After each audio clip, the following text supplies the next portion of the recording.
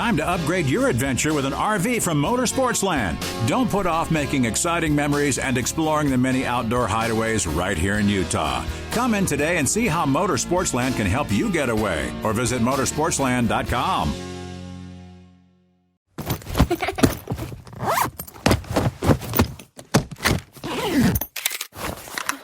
You're not really ready until you're safe. Summer safely and drive calm. Inside Sources with Boyd Matheson. Public health officials, doctors, nurses, elected officials are all tearing their hair out because some people refuse to get vaccinated against the coronavirus, all while the Delta variants continue to rage throughout the country. But maybe it's not the regular people who are the problem. It's how they're being treated and talked to rather than being talked with. You see, how we communicate makes a big difference in terms of outcomes and changes in behavior. And we have to be careful about how we go about that and who should take the shot, who shouldn't, to protect their health. There's a host of things going on, all of which require us to think a little different and to elevate the conversation. I just saw a post by a good friend who has had quite a year of chemotherapy, cancer, was finally able to go out and experience the outdoors a little bit. And as they were out there, of course, they wore a mask. They're going through months and months of chemotherapy. Does something to your immune system. And so here she was out in nature, beautiful setting, trying to, stay away from the crowds. Again, just being very careful and wearing a mask. And she overheard a little boy ask his mom, why is that person wearing a mask?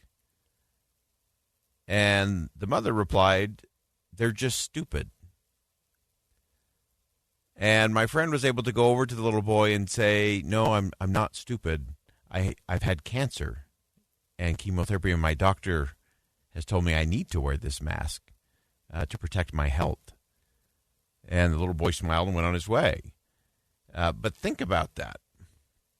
How we communicate in all of these things makes a difference. And regardless of where you fall on the spectrum, calling or having contempt for or dismissing those who might see it different for a host of reasons that you may not understand or know, I don't care what side of the equation you fall on. That's not the way we do things. That's not how you want to have influence. That's the way to not have influence. So I want to go through a couple things as we talking about the coronavirus, where we are in the pandemic, the Delta variant, masks, shots, vaccinations, and so on. And so let's go through a few things. First today, of course, we heard from Governor Spencer Cox express frustration during a news conference because some people who are eligible to get the vaccine haven't or will not, despite the surge in cases. Here's what he said. I'm grateful that there are people who are willing to sacrifice and wear masks again to protect the unvaccinated. I got to be honest with you, I don't know if I'm one of those people. I'm really tired. I'm really done with it. Not real excited to have to sacrifice to protect someone who doesn't seem to care. I think we have to be careful about assigning motives and casting judgment. There are reasons. There are some people who have health conditions that prohibit them from having a vaccine. Totally get that. There are some who have received information that has them in a different space that need some course correction. Fine. Dr. Todd Vento from Intermountain Healthcare, during another news conference today, had an interesting take in terms of dispelling the myth that it's people, that the people are anti-vaccine. It's not that everyone is sort of this ardent, all the way to one side, anti-vaccination. It's really not that. We have good data on national surveys that show that individuals would accept a national vaccine mandate, even by the federal government, even by civic authorities, because there's willingness to have that. But I think what happens is there's so much information circulating that there's a lot of misinformation. So not just the I don't know the long-term effects, which is certainly a concern, but is it going to make me, infertile or, some of the other sort of more outrageous concerns? And I think what I would say is that it's really up to each of us individually to get as much information as we can to get really at the information that is from the studies. And the studies show that these vaccines are very safe and very effective. And the rushing part is another thing that people say, well, it was rushed. And the reality is, it really wasn't rushed in terms of the science that was done as much as the authorization and the release of it to the public in a public health emergency.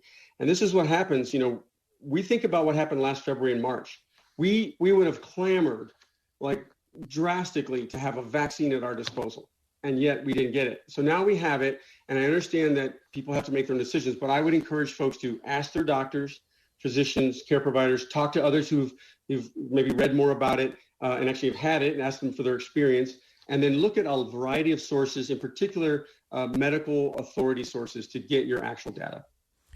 Great insight there from Dr. Todd Vento from Intermountain Healthcare. Again, he said it's, a lot of people are just not anti-vaccine, but just there's so much information, misinformation. There's been changes of information throughout the course. Again, it is a novel coronavirus, so things are changing. Things are being learned on the fly as we move forward. But again, it's how we have these conversations that matter. I want to go to Chris Christie. I often don't agree with Chris Christie in either style or substance, but he was on ABC News last week talking about the importance of how we speak to vaccine-hesitant people and making sure we do it in the right way. You have to walk them through the logic of this. What they don't want is to be indoctrinated. They're willing to be vaccinated. They don't want to be indoctrinated. And so let's be smart about this. And I think that one of the places where our leaders have fallen down is they're not explaining it. They're just saying, get vaccinated. And these folks do not respond to being ordered to do those things. I had a very smart guy who visited with me this week who said, I don't want the government telling me what I have to do. It's a libertarian type of response to this. But what they do respond to, I sat with this guy and I walked him through the facts, and then he said, okay, I'm going to go get vaccinated. So how we have these conversations is what really matters. We're going to go back maybe a little later in the show today to some more comments from Dr. Todd Vento. He does such a great job of framing things in terms of where we are, that it's not this either-or strategy when it comes to the virus. It's an and strategy. We can do this and we can do that. We can be worried about this and we can still take these precautions. There are things that we can do and can be done and should be done. It's how we communicate it. It's how we talk to each other about it. It's not about guilt and shame and pointing fingers and scorn and contempt. If we buy into all that, we're going to keep having this discussion, and we'll be talking about it at this time in 2022. We can have a different kind of discussion, an elevated conversation, if we're willing to go there. Leaders and citizens have got to come together and step it up. All right, we're going to step aside for top of the hour news. Stay with us. Hour number 2 coming up on Inside Sources.